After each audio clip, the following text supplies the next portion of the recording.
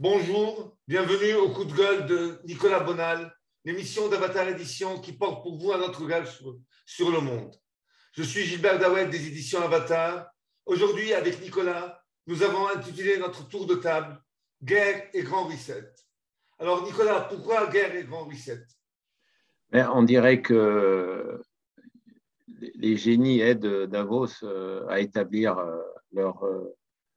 les démons plutôt aident Davos à établir sa dictature sur le monde parce que cette histoire de guerre est une catastrophe pour nous tous, pour les Ukrainiens, pour les Russes, pour les Européens, un peu moins pour les Américains, et c'est une aubaine fantastique pour les élites.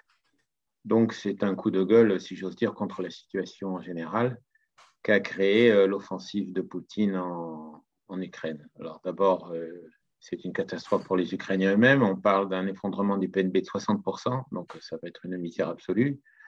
On parle de bandes armées partout qui peuvent être extrêmement dangereuses pour les populations. On parle évidemment d'une haine irréconciliable entre les deux peuples frères, les Russes et les Ukrainiens. Et on parle évidemment de cette flopée de malheureux réfugiés qui filent vers l'Europe de l'Ouest. Et hors antenne, tu me disais il y a quelques secondes que les Ukrainiens allaient servir de cheap labor, de workforce fauché à l'Europe dans les années qui venaient. D'ailleurs, on aurait pu le faire ça dès la fin des années 80. Et puis, il faut de toute manière rappeler qu'il y a 4 ou 5 millions d'Ukrainiens qui ont quitté leur pays pour des raisons diverses et variées depuis une vingtaine d'années. Et c'est un pays qui est moribond sur le plan démographique, un petit peu d'ailleurs comme l'Occident. Je rappelle aussi que la Russie n'a que 1,5 enfant par femme. Pour la Russie, évidemment, je ne peux pas polémiquer, mais enfin, personne n'avait prévu cette offensive parmi les antisystèmes, pas même M. Xavier Moreau. Le seul qui l'avait fait, c'est les Américains. Et évidemment, personne ne les a crus, puisqu'on est toujours à dire que c'est l'empire des mensonges et que jamais, évidemment, l'empire des mensonges ne pourra dire la vérité. Donc, de bol, ils avaient raison. Les Russes massaient des troupes et les Russes ont attaqué. Alors après, chacun donne sa version de l'offensive. Il y en a qui sont euphoriques, on les connaît, le Saker, Orlov. Il y en a qui sont plus pessimistes, et je vais plutôt citer Paul Craig Roberts.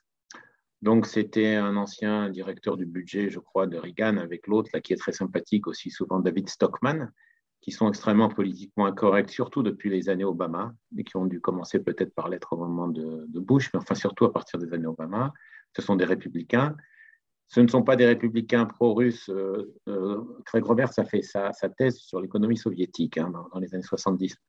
Mais c'était plutôt en effet une espèce de haine qu'ils avaient tous les deux contre la politique insensée de l'OTAN depuis 30 ans.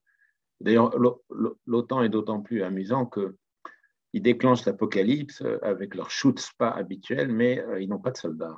Alors ça, je trouve ça extraordinaire. Donc la seule solution qu'ils ont à proposer aux couillons de Polonais ou aux autres, c'est la guerre nucléaire, puisqu'ils ne peuvent pas se défendre contre les Russes. Donc la seule chose, c'est la guerre nucléaire. Donc, au lieu de chercher à se rapprocher de Poutine, on a fait exactement l'inverse. Et lui, il a assez montré en 2002 dans le sud de son pays, ensuite en 2008 contre la Géorgie, et puis maintenant qu'il appuie sur le bouton quand on demande, sur la demande, et qu'il est capable d'attaquer tout le temps. Alors après, il y a ceux qui disent la Russie est en train de créer un front, un monde multipolaire. Alors moi, c'est pas. Ce matin, j'ai un lecteur qui m'a envoyé un mot qui m'a dit l'Inde est en train de créer le passeport numérique national, où donc tout est connecté à tes données, qui appartiennent toutes, comme on le sait, aux GAFAM, ou à ce qui les remplace dans d'autres pays, parce qu'on n'a pas besoin forcément des GAFAM américaines. Et donc, ce que je voulais dire là-dessus, c'est qu'il s'agisse de la Chine ou de l'Inde, on est en plein contrôle social. Karine Béché-Golovko a dit que le code QR a sauté à Moscou, mais enfin, il a sauté pour combien de temps? On rappelle donc qu'à Moscou, les gens avaient besoin des applications Android et Apple pour prendre le métro parce qu'on ne peut plus payer. Je trouve ça assez amusant. Il faudrait quand même le savoir avant de nous faire croire qu'on est dans un monde parallèle, merveilleux, médiéval, avec des costumes folkloriques et des coutumes slaves. On est réellement dans un gros bordel, dans une grande fourmilière, une termitière numérique mondiale. J'ai appelé ça il y a quelques années le camp de concentration électronique. On est en mode accéléré. Et maintenant, je vais étudier ce qui va se passer au niveau des sanctions. Alors, les sanctions contre les sanctions, on a compris que c'est le cœur de la guerre maintenant. C'est la guerre. Il n'y a plus de guerre militaire, il n'y a plus de guerre matérielle. Il y a une guerre immatérielle qui repose sur le contrôle des esprits et le contrôle des données. Les Américains, il faut quand même le dire, n'ont plus fait vraiment de guerre depuis la guerre d'Irak en 2003. Ils ont été incapables de faire la guerre en Afghanistan, ils n'ont plus d'armée. Moi, je l'ai compris comme toujours, c'est pour ça que je dis, mais c'est pour ça que j'insiste toujours sur le cinéma, je l'ai compris grâce à Michael Bay. Michael Bay, c'est un cinéaste néocon très brillant venu de la pub, qui a fait les Bad Boys et qui a fait les Transformers. Alors, on croit que ces films sont de la déconnade, pas toujours, il y en a qui sont assez sérieux. Il a fait aussi un film sur Pain and Gain, sur le crétinisme montant dans la société américaine. On a déjà parlé, toi et moi, du crétinisme et de l'idiocratie. Et il a fait aussi un film que j'ai adoré qui s'appelle 12 Hours ou 13 Hours sur l'opération Benghazi. On se rend compte que les Américains n'ont plus de soldats. Ils n'ont plus de soldats, il n'y a plus rien. On nous dit qu'il y a des gens qui s'opposent, ils sont 100 000, 120 000. Je voudrais bien voir, moi, en Syrie et ailleurs. À Benghazi, il n'y avait personne pour protéger ce pauvre ambassadeur, qui était d'ailleurs arabophone, qui a été sodomisé et étouffé avec un sachet plastique. Donc, il n'y a plus personne pour combattre. Et je crois que l'OTAN, c'est pareil. L'OTAN, c'est une bureaucratie qui a voulu accroître son rôle bureaucratique, comme le rappelait l'autre jour le général Desportes. C'est un texte très important qui a été repris par mes amis de Voltaire. Et donc, l'OTAN n'est pas bon à faire la guerre. Par contre, il est bon à la provoquer. Alors ça, c'est un peu embêtant quand tu cherches la guerre et que tu n'es pas capable de la mener. Donc, ce qu'ils peuvent faire maintenant, c'est uniquement une guerre de sanctions. Et alors là, en effet, ça peut avoir des conséquences symboliques extrêmement catastrophiques. Alors, je pense à Laurence, Guillaume, qui habite en Russie, qui ne pouvait plus utiliser sa carte bleue. Ils ont arrêté, d'après ce que disait RT.com, les cartes bancaires. Alors, je sais que c'est facile, hein, après, de dire on est au-delà de ces problèmes matériels. D'accord, quand tu crèveras de faim, tu viendras peut-être me reparler plus gentiment. Toi qui fais du défi symbolique transcendantal, tu viendras me parler plus modestement de ta survie matérielle personnelle. Donc, on a blocage de Mastercard et de Visa. On a risque de blocage d'Internet tel quel. Alors ça, c'est RT.com qui l'a dit, un article qui est passé inaperçu. C'est lié à la société qui fait marcher Internet dans le monde. Je suis sûr qu'à peu près personne ne sait la nommer. C'est la société Cisco. Donc, si la société Cisco se barre, la Russie sera carrément privée d'Internet. Donc, pour l'instant, on peut les chasser des plateformes de YouTube, de Facebook, de tout ça, mais le jour où ça devient la fin d'Internet, ça sera plus problématique pour la Russie. Ensuite, il y a le problème du gaz. Est-ce que la Russie va pouvoir exporter son gaz vers la Chine? Et est-ce que la Russie a tant de stocks d'or que ça? Il y en a qui sont moins convaincus, notamment un économiste, Prokofiev, qui disait sur le journal Novaya Gazeta que le pays déjà s'était fait prendre plein de ses stocks d'or et plein de ses réserves. Donc on se demande si on rêve ou si les Russes sont sérieux. Quand tu prépares une guerre comme ça, tu évites d'être incapable de riposter à l'ennemi. Donc on avait à peu près plus de 100 milliards de dollars qui ont été saisis par les Américains. Alors maintenant, c'est des guerres de pirates, c'est ce que je disais en plaisantant sur mon blog hier. On te saisit le yacht, on te vire le chef d'orchestre, on te saisit les œufs de Fabergé qui traînent. Et on va prendre, d'ailleurs, les yachts, ils vont pourrir dans des ports, puisqu'on est de toute manière, comme on disait, en plein recette, et on ne voit pas trop à quoi tout cela nous avance. Mais enfin, bref, les populations commencent à le passer très mal à Moscou et dans les villes russes. Il fallait mieux préparer cette guerre, c'est-à-dire être moins dépendante des entreprises occidentales, être moins dépendante de la technologie américaine si tu veux réellement leur faire la guerre. Alors, il y en a certains qui vont me dire que tout va bien et que les Russes sont les rois du monde. Là-dessus, je ne peux pas discuter, ça ne sert plus à rien. La suite, c'est pour nous. Le recette, alors là, dans notre camp politique, on est tous d'accord pour dire que c'est une catastrophe. Donc, les fous qui dirigent, les fous de Bruxelles, comme je disais, ce n'est pas les fous de Bruxelles, c'est les fous de Bruxelles veulent accélérer la fin de l'énergie fossile, donc coupons le gaz, il n'y a aucun problème. C'est ce qu'a dit Timmermans, c'est ce qu'ont dit d'autres crétines, parce qu'alors là, ça pullule les crétines en ce moment. D'autres crétines de l'Europe, on a vu en France aussi avec Pécresse, Artaud, Marine et tout le reste, ce qui se passe. Et donc, on risque, et Hidalgo. Donc, on a donc des gens qui veulent nous couper l'électricité, qui veulent faire la guerre à l'éolienne contre la Russie et qui veulent pédaler dans la choucroute pour aller jusqu'à Moscou à bicyclette. Donc, voilà les gens qui nous dirigent. Alors ça pose un autre problème aussi, c'est celui de l'incapacité, on en revient à l'idiocratie. Et ensuite, la mise en place accélérée de la dictature, dont a parlé Claude Janvier récemment. C'était sur Réseau International, donc c'était sorti sur beaucoup de sites anti-système. On va avoir le passeport numérique européen, on a le renforcement de la dictature totalitaire et évidemment de Ursula von der Leyen, qui est la cerise sur le gâteau de la fin du monde. Donc, on a la mise en place d'un recette avec effondrement de la consommation, possibilité de voyage. Alors, à ce moment-là, où va-t-on? On a une petite chance qui est la fragmentation totale de la globalisation. Ça serait plutôt déjà un début de chance. Et puis ensuite, progressivement, sans doute pour des questions d'effondrement de l'énergie fossile, confère le livre que j'ai publié avec mes amis Karadimas et Patrick Romand il y a quelques mois, on a donc possibilité d'effondrement des blocs. Je crois que Juan Branco, je ne veux pas polémiquer sur sa personne, j'en ai marre des polémiques sur les personnes, Juan Branco a dit très justement à une émission chez Berkov qu'on allait vers un effondrement des ensembles. Ça, je suis assez d'accord. D'ici 5 ans, 10 ans, c'est-à-dire soit on a une dictature effarante avec nanopuçage et tout ça, mais le pire n'est jamais sûr, il ne faut pas l'oublier, le pire n'est jamais sûr, soit on va vers un effondrement des ensembles, y compris de l'Europe, y compris peut-être même de la France. En Espagne, on voit déjà les tendances avec la Catalogne et d'autres endroits qui veulent se séparer. On a vu aussi le cas de l'Angleterre, avec même le Pays de Galles qui veut se séparer de l'Empire britannique. Et comme disait avec beaucoup d'humour Patrick Raymond, l'Empire britannique n'aura duré que le temps de l'énergie fossile, c'est-à-dire 2 siècles.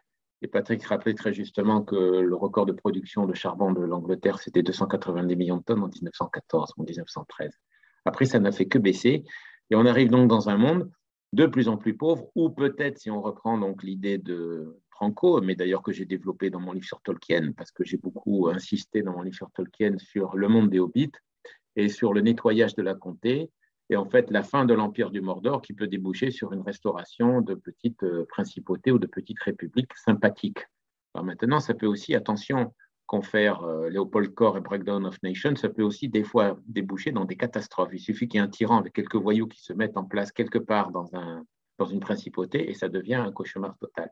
Enfin, on peut supposer que l'arrogance technocratique, bureaucratique devenue folle des woke de l'Europe pourra avoir une fin avec cet effondrement énergétique. Si en plus ils arrivent à se couper du gaz russe, ça va être une véritable catastrophe, mais peut-être une possibilité, non pas de renaissance, parce qu'il ne faut pas non plus être trop prétentieux et attendre Élie sur son char arriver.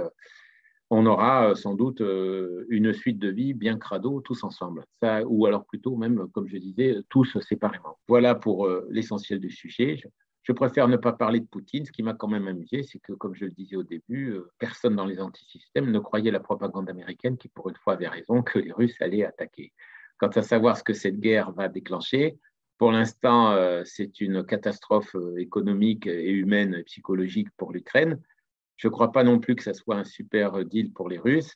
Craig Roberts, je le rappelle, disait que Poutine n'avait pas empêché la Finlande de demander son adhésion à l'OTAN. Donc, si c'est une mesure pour faire peur, elle est quand même carrément ratée.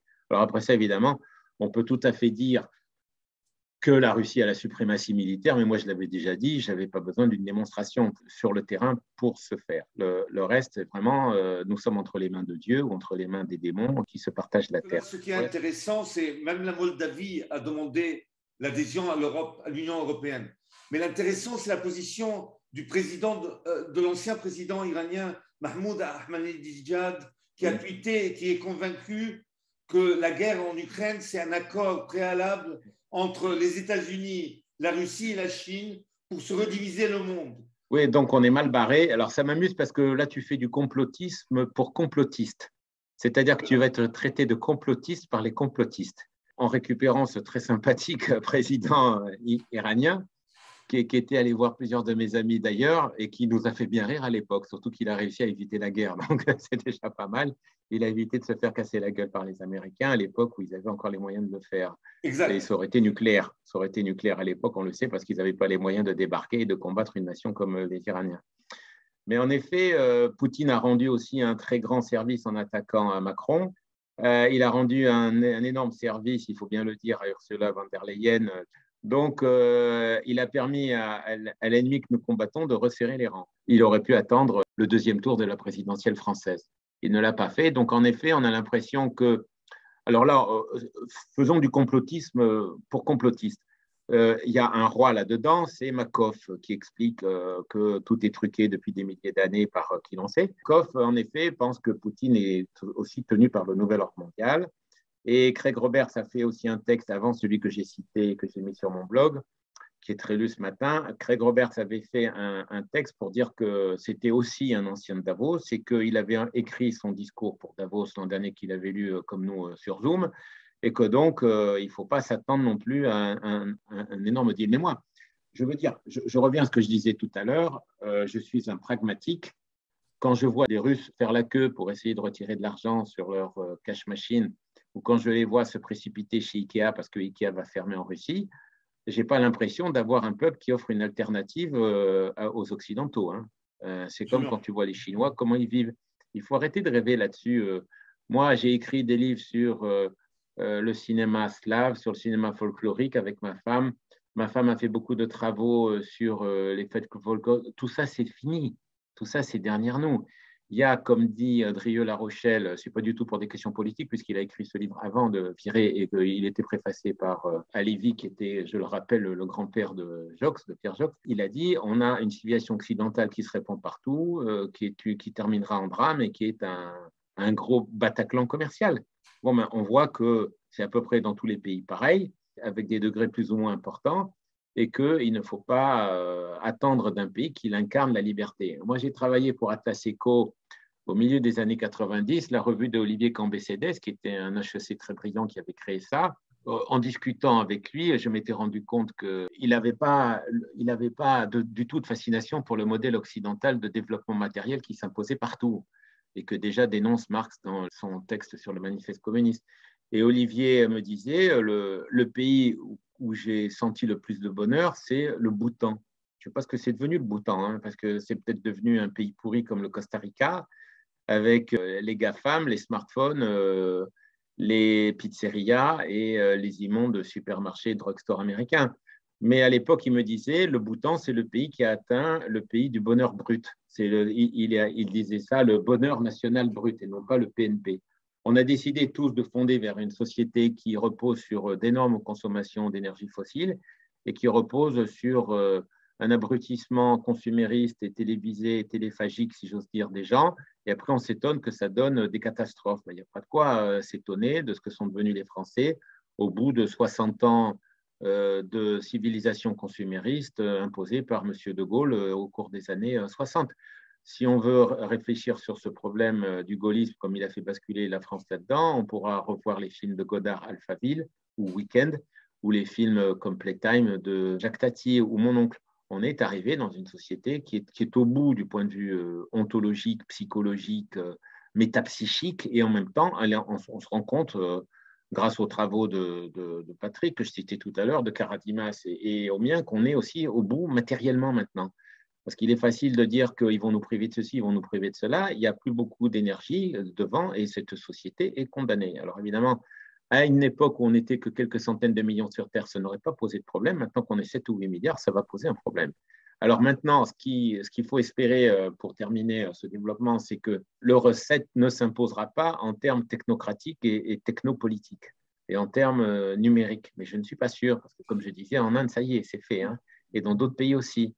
Et en Afrique aussi. Alors peut-être que les Africains n'ont pas voté contre la Russie lors de la prise de résolution là, de l'ONU l'autre jour, d'ailleurs dont on se fout totalement, mais il y a quand même une quarantaine de pays africains qui ont signé les papiers de Smart Africa pour commencer à marquer totalement leur population. Donc tout ça quand même progresse vers un monde joyeusement cauchemardesque. Et ce qui est préoccupant pour les Ukrainiens, c'est la directive européenne adoptée à l'unanimité il y a 2 jours, qui va permettre aux Ukrainiens, et tu l'as mentionné, de travailler dans toute l'Union européenne pour 2 ans. Donc, ça veut dire qu'ils vont rester en Europe. Oui, ça veut dire aussi que l'Europe va casser ce qui reste de politique sociale en Europe et qu'on va tomber avec un salaire minimum à 500 euros. Moi, je crois que j'ai un copain qui a bien résumé la mondialisation il y a 10 ans. Il m'a dit, la mondialisation, c'est les prix de Monaco avec les salaires du Bangladesh. Voilà, c'est vers ça qu'on va, hein, avec une poignée de milliardaires type Tyrell dans le film de Ridley Scott, Blade Runner, pour contrôler tout ça. Alors, une guerre, c'est très bon, une épidémie, c'est très bon, et puis n'importe quoi, c'est très bon. Comme de toute manière, les gens sont constamment abrutis par la publicité. Je rappelle que j'ai écrit beaucoup sur ces sujets-là. Il est très, très difficile de remonter la pente. Et on souhaite au président Macron une belle réélection par son peuple de russophobes et de vaccinolâtres. Voilà. Et en plus, comme tu as mentionné, les guerres, que les Américains ne finissent pas, que les Russes aussi ne finissent pas, vu qu'ils n'ont pas fini la guerre en Syrie. Donc, c'est des guerres qui sont tout le temps suspendues. Il y a un petit chiffre à rappeler. La part de l'intervention de l'État dans le PNB de la France est passée de 8% en 1914 à 20% en 1918. Et après, l'État n'a fait que progresser. Mon maître Rosbard, qui était le chef des libertariens, avait bien marqué que deux choses se développent ensemble, le warfare state et le welfare state. Et donc, des pays comme les États-Unis ou l'Angleterre, qui avaient une réputation libérale à la Hayek et tout ça, c'est de la plaisanterie. On est à 50 ou 60% d'intervention de l'État maintenant. On est avec des déficits budgétaires constants. Et on est avec une population qui ne vit que parce qu'elle est assistée par l'État, exactement comme en Europe et en France et maintenant dans plein de pays dans le monde. Donc, en effet, on a créé une espèce de monstre technocratique, bureaucratique, planétaire. Cette guerre imbécile ne fait que marquer un peu plus l'effondrement global de l'humanité dans cette gestion entropique de son devenir. Tout cela parce qu'on a laissé, à partir essentiellement de la Première Guerre mondiale, il faut bien le dire, les technocrates prendre le contrôle de toute la planète.